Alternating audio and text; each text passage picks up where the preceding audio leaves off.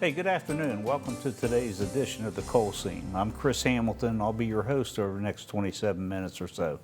Joining me in the studio today to discuss some of the production trends, facts, and figures of the industry for the first quarter that'll be on 2023 is Mr. Jason Bostic, Vice President, West Virginia Coal Association. Jason, good to see you again. Thanks for having me. Yeah, appreciate you taking time out of your busy schedule. I know there's a lot going on in the industry today. A lot of times we talk about different production trends and things that are going on, and it seems like we divest, or not divest, but digress and go in a different direction. Sometimes don't even get to your slides. So why don't we just start right in, and I'm going to give you the mic and give us a little update on what's going on in the industry. Where are we compared to last year? Some of the developments and trends you see going on. Okay, well, Chris, as you know, last year was an extremely difficult year for the industry. Not because of a lack of demand or a downturn necessarily, but there was an enormous amount of demand and the industry struggled to meet that. But there was a lot of interest from overseas to replace displaced Russian coal because of the Ukrainian conflict. And we had power plants in this country that were dangerously low relative to their coal supply levels. So if you look at last year, we came in about 84.5 million tons. That's a 5% increase from the previous year, from 2021. And that number should have been much higher, Chris, as you know. We could have mined every bit of 90 or 93 million tons given the demand. But because of some of the production difficulties we had, difficulty finding skilled workforce, equipment, and of course we had a lot of challenges with the railroads, as you know. The railroads had their own hurdles to overcome coming out of the pandemic. But if you look at the total employment in the coal industry, and these are just folks that directly rely on the coal mining industry, we're at about 57,000 people that work across the industry. Our coal severance taxes last year were $283 million. That's a 68% jump year over year. And if you consider the current slide, just to give you an idea of where our coal goes, we're shipping West Virginia coal to about 105 locations in 30 states. That includes 46 power plants, 25 steelmaking facilities. Every single steelmaking facility, whether it's a blast furnace, an electric arc furnace, or a coke oven, not only in this country but in the entire North American continent, receives shipments of West Virginia coal. We're one of the largest suppliers of industrial and chemical coal, whether it's fuel to make heat for an industrial process like a pulp mill or a paper mill, or if it's chemical coal to supply a specific chemical stream for a manufacturing process. We also go to about 16 international coal exporting locations where coal departs the shores of this country for a multitude of locations around the globe. That's pretty fascinating when you think about it. West Virginia coal is very much strong, very much part of our state's economy, big part of our state's industrial workplace. Just seems fair significant still, even with all the decline you hear. I mean, I think I heard you at the outset say that, wow, we could have mined more and more coal. There was that kind of demand. So it's safe to say those that are in the business today are still doing pretty well, still a pretty strong market. I think so. We've seen the prices come down recently over the last couple of months. Some of the astronomical highs that we experienced in the previous year. Thermal coal, steam coal, primarily used to generate electricity, broke record prices. It was actually worth, for a time, more than metallurgical coal. Steam coal was selling on the open market, especially into Europe, at about $450 a ton. And that had the effect of pulling domestic prices for domestic generation up as well, where we got close to $205 a ton here in this country. But for the most part, as you know, the folks in the industry knew those were phantom prices because that was a reflection of too much demand, not enough supply. So even though you could have fetched a $450 price, there was no extra production to offer into the market at that price. So the prices have come down to what I consider more reflective of an accurate market. but the demand remains as strong as it ever was. The demand into Europe's attenuated just a little bit, primarily because of a very gentle winter that continent had, very similar to us. But as we head into the summer burn season, I think there are still lingering and overarching concerns about the ability of Europe to obtain enough fuel to generate power. The other misnomer you hear about from time to time are these high spot coal prices. And people engage in some very simple math and extrapolate that price for all the tons we produce, which in very, very few mining operations or tons that are sold actually demand that type of dollar. No, sir, they don't. Is that a fair statement? It is. As you know, most of the coal sold by every producer in the country, not just in West Virginia, but about 90% of our transactions are under long-term contract at a set price. So while the spot market may be $450 or, in today's world, let's say $100, the contract price was probably negotiated 2 or 3 years ago, where it was at $45 to $70 a ton. And so for the producers that are able to take advantage of the spot market price, that's wonderful. And of course, that allows the state to collect more severance tax. And I think overall the state severance collections will reflect the small amount of tonnage that we were able to place in the spot market at those prices. But the advantage on the other end, it allows us in the industry to maintain consistent production and not necessarily flow every day with the ebbs and flow of the price market. And it allows our customers to have to maintain a steady supply and a stockpile of available fuel. And that's one of the things that challenges alternatives to coal generation. Natural gas, for example, only 20% of that fuel is transacted under long-term contract. So folks that rely on natural gas for their electricity, they have to follow basically the daily price of the market, and natural gas fluctuates remarkably from day to day. Interesting. That ties in, the fact that so much of our coal is under contract. That ties in with things you hear like, we're sold out for this year. That means the coal, X amount of tonnage is under contract. It is. Through this year and perhaps even next year. Yeah, I'm always even still today and understand it, but I'm still just slightly taken back when I hear all our production sold out the rest of this year. Yeah.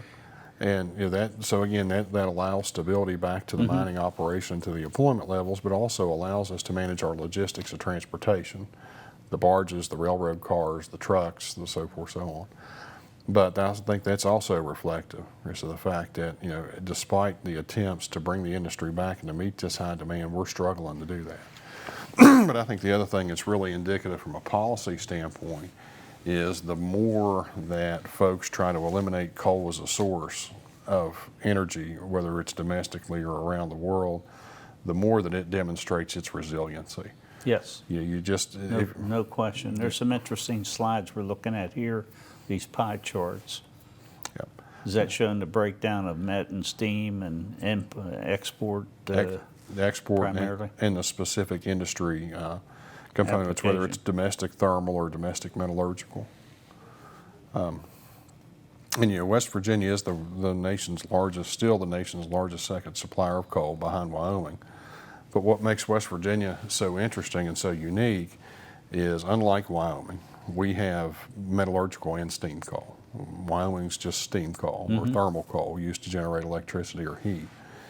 And West Virginia has a diverse transportation base, which also makes it very unique in the world because, again, to compare us to Wyoming, 100% of that coal production has to move to its destination by railroad.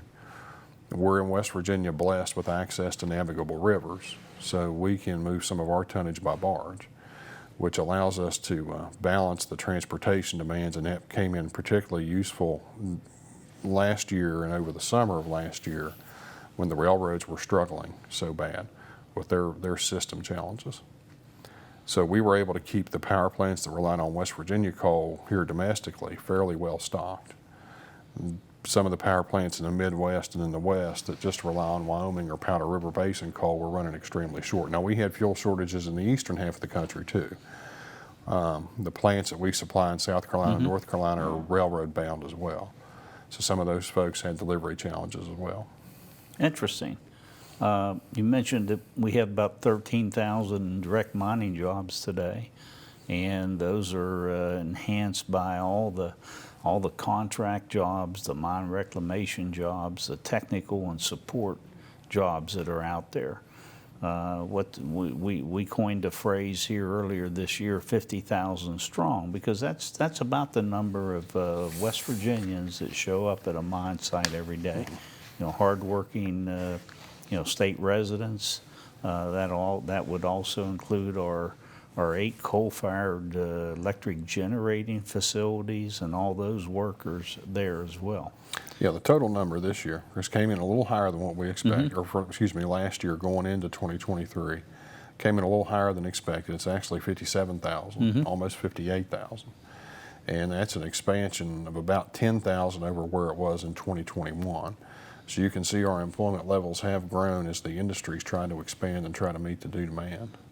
And that's a recent high for us, for the last probably 10 years or longer for those employment levels, which is a wonderful sign. There's been a lot of activity at our state public service commission, where there's been numerous applications filed and approved by the PSC to make certain upgrades that are really precipitated by new federal requirements, clean air requirements, requirements for coal-fired utilities, and so they put all those apparatuses or new technologies on the plant so the plant can run a little higher efficiency and no doubt cleaner. And so all those costs are generally pass through, to the rate base. So there's been a lot of activity there. These plants that we have in West Virginia, the 8, they're good to go another 15, 20 years, but for the new federally proposed rules that are coming out of EPA, including the rather onerous carbon rule, which is designed to require carbon sequestration, carbon capture and sequestration on coal plants. Yeah. Chris, as you So mentioned, that's sort of a mixed bag. A whole lot of what the PSC's done here has been real good for the industry, but now comes EPA with a whole new round of requirements. it is, Chris. It's very frustrating. As you mentioned, we've been through a couple of major, I call them rule deployments at our West Virginia power plants, where substantial investment was required to keep those plants running. And I think if you aggregate the 8 power plants we have in the state, that comes to about a $3 billion investment that was made over the last 2 years. And part of that, for the regulated plants, comes back to the rate base. And the utilities are just now completing those construction projects. And if you were to drive by and see the level of activity on those plants, it would probably remind you of the amount of activity when those plants were built. These are major construction projects, major upgrades. And they're just now completing them. We as rate consumers or electric consumers in West Virginia are starting to see the reflection of that in our electric bills. Only to have EPA propose a whole new round of regulations. You mentioned it's going to be a busy summer. And it will be because of the 3 separate proposals that we're dealing with. There was a nitrous oxide proposal that's been implemented recently from EPA that's very punitive, especially on Midwestern power plants. We have a comment period that's actually closes today for new water discharge limits from EPA on coal-fired power plants. And then you mentioned the overarching carbon rule, which is really, really complicated. It can be confusing in some aspects, but I think it overall reflects an effort by EPA to use its regulatory powers, whether it's under the Clean Air Act, with the NOx rule, with the carbon rule, or with the Clean Water Act under the effluent limitation guidelines, to punish coal generation. And that is manipulate the market, raise the cost of generation, and force plant operators to retire assets that otherwise could run for 100 years. It appears that EPA has been given the instructions from the White House to carry out the mission of accelerating, a zero carbon economy. This is the decarbonization of America, and how far do you go? I know when we first started to become warned or alerted to some of the concerns over climate change, or at that point it was global warming, and the need to cut back. Al Gore was one of the earlier crusaders, and it's interesting as we sit here today, every single one of those targets that Al Gore said was desperately needed to curtail carbon to the extent necessary, every one of those have been met, that Al Gore used to set forth or present. Yeah. Now we're moving to that wasn't good enough. We want to just totally eliminate and eradicate carbon from our economy and from our electric generating capacity here in this country. And there's a lot of warnings that you're moving too fast coming from NERC and FERC and the grid operators. So there's a real question out there looming today with regards to reliability of electric generating capability and delivery. Yeah, Chris, I think it's just astonishing. I don't know that there's ever been this level of concern over the basic ability of the nation's electric system to deliver power to the household. And when you think of the evolution of the power system in this country, it's weathered a lot of changes. But now all of a sudden, in what we are told are modern, stable, calm periods of economic progress in America, we're running out of power. And PJM, one of the nation's largest regional transmission organizations that manages the flow of electricity in 13 states, including West Virginia, recently issued a report warning the country that, hey, in 10 years, maybe as soon as 7 years, we're not going to have enough electric power because we're retiring baseload generation, particularly coal, but a little bit of gas falls into that, way too fast.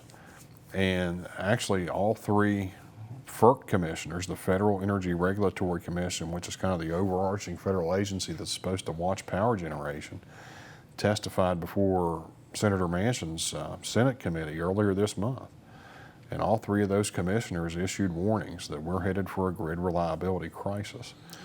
And the irony is, it appears, or the danger maybe, that this administration is just totally ignoring those warnings and are just moving full steam ahead, full throttle ahead towards a zero carbon economy. It really is astonishing, because when you think about the rule that we've been dealing with today, the ELG, the water discharge rule, in very few places in the administrative record of that 800-page proposal from EPA is there any acknowledgement that forcing coal assets or coal plants that could run for another 50 to 60 years with proper maintenance to retire, there's no acknowledgement that that may cause grid reliability concerns. And they I think, very poorly and kind of shrug their duties by saying, don't worry about it, we can retire this generation, something will come along and make up for it. Well, that's not the case. Your grid operators, whether it's FERC or NERC or even PJM, or even local utilities here in West Virginia, are telling you that might not be the case. And the other thing, Chris, that I just find astonishing is we had a real test case, a real example of that during Winter Storm Elliott, where if you use PJM as the example, this 13-state area, Winter Storm Elliott was not a peak load for that system. It was a couple of thousand megawatts off. We have weathered. Wasn't even close. Wasn't even really close. We've taken both higher summer peaks and higher winter peaks. And it happened during Christmas week when nobody was working or very little industrial activity was underway. Yeah. So if you look at load demand generally, because of the holiday, it did start on December 23rd. It was real intense on Christmas Eve. It wasn't a peak load. And PJM almost couldn't handle it. And the only thing that's really changed, if you go back to the previous peaks, the first of the winter peak I think was in 2005, is the mix of generation, where coal generations decreased from about half to almost less than 20%. That was replaced in large part by natural gas, a little bit of renewable backup. But during Winter Storm Elliott, gas couldn't perform either. It was the wells froze off, there wasn't enough pressure in the lines to run. And PJM's just one real world example. There were rolling blackouts in the Carolinas. TVA had rolling blackouts. And again, the only thing that really changed from a load perspective Wasn't a peak load, I don't think, for the other two systems either, but it was the generation mix where massive amounts of coal generation have come offline. So you've got the energy regulatory agencies, NERC and FERC, and you've got the day-to-day on-the-ground electric delivery folks like PJM that are warning everybody that they can get to listen to them, whether it's state legislatures or Congress, to do something, and EPA doesn't appear to be listening. You know, I know I read something towards the end of last week. I believe it was from the Wall Street Journal, where there was warnings about the potential, brownouts, blackouts this summer. Yes.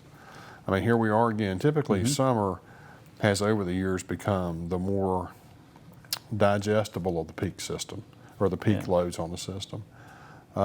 So we were always worried about winter, and of course, Winter Storm Elliott occurred during cold temperatures. But now we're heading into the summer load, when natural gas typically doesn't have availability issues like it does in the winter, and now we're being warned that we don't have enough power for the summer. Yeah. Well, it seems like we're going too fast. I mean, the president's getting his wish in a lot of ways. You know, we are accelerating towards a zero carbon economy. And it just seems like maybe a couple things needs to happen. Maybe there needs to be a recognition, a universally accepted recognition of the role that carbon plays in our electric generating system, coal and natural gas. There needs to be, better realization that, nuclear is not here yet. The renewed small nuclear reactors, and there's still a lot of concern. I know everybody says they're much safer, but there's concern when you get to the actual siting of those reactors. Where are we with battery storage? We have all this new technology being developed, improvements to the grid, but that's going to take decades. Even the battery manufacturers will say it's going to be some time. It's going to be, something that we can maybe look at for commercial application in 10 years. So it seems like we ought to pause the new requirements, many of which are designed to eliminate or decrease the percentage of coal that's used today. And there also needs to be, what percent of coal-fired generation is actually critical to maintain today to give us the kind of day-to-day use of electricity that we're accustomed to, and to also establish a little bit of a reserve, so when you get to those heavy load events, the system is capable of withstanding it. Yeah. And I don't know if that's 15%, 20%, but there needs to be some recognition and acceptance of that. There does, and I think the other thing that's extremely frustrating is trying to use the forces of government, and whether it's EPA through the Clean Water Act or EPA through the Clean Air Act, or any one of the alphabet soup agencies, to advance energy production beyond the limits of technological constraint. That's a mistake. Like you said, if battery technology is promising, it will develop on its own, and the market will allocate that into the electrical system. If renewable sources plus battery backup can replace a chunk of coal and even a chunk of natural gas generation, then that'll occur over time. It won't occur because some faceless bureaucrat in a cubicle somewhere in Washington mandated that West Virginia power plants reduce their carbon emissions. I always liken it, because I know you get tired of hearing me say this, but I liken it to when the railroads transitioned from steam power to diesel power.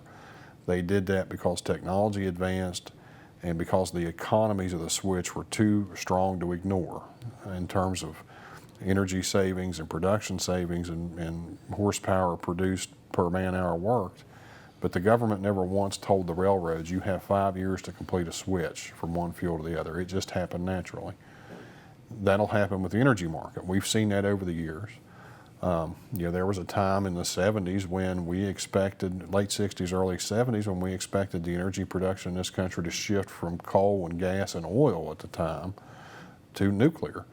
And for a variety of reasons, that didn't happen. But the market allowed for that. It wasn't a government mandate that despite the 3 Mile Island, you're going to switch every power plant in this country to nuclear power. And I think when you use the forces of governments to push technology beyond its boundaries is when you have a recipe for disaster. You know, there's so many valuable components of our society and culture that are contingent upon the delivery of electricity and the low cost of electricity. You know, we've always had it here. We're a little spoiled because we've not had too many brownouts or blackouts. Hadn't been too many occasions we haven't been without, you know, household or industrial power. But I mean, I take these warnings very seriously when I hear them and see them out there, and we're all being told to conserve during these periods where we run a little thin with our reserve. But there's just so many things, you know, our whole healthcare system, you know, all our computerization. I mean, everything is contingent upon having access to household electricity. Well, yeah, Chris, Our entire economy. What I tell folks is imagine the frustration and the inconvenience that you suffered through, whether it was the derecho or whatever period you might have been without power because of a natural disaster or a natural act, and apply that to a portion of each day. So that, you know, if we do run short on power and it has to be rationed for 6 hours, you're not going to be able to run your microwave, you're not going to be able to play on the computer, you're not going to be able to watch Netflix, charge your electric vehicle, maybe. You know, that stuff's already happened in California, for example. You know, it's pretty obvious to us. Of course, we spend a lot of time around coal mining operations and coal miners, but as important as mining has been to the state of West Virginia over the years since West Virginia became a state, it appears that between the met coal portfolio and the continued utilization of thermal and steam coal to generate electricity, coal's definitely going to have a place in West Virginia's future and the future applications here of our industrial workers and workforce. So we got to wrap up. We're running out of time. I want to thank you for taking your time to join us here today and sharing all the wisdom you have about coal mining. And we'll be back here real soon to pick up where we're going to leave off. And with that, we want to thank you for tuning into today's Coal Scene.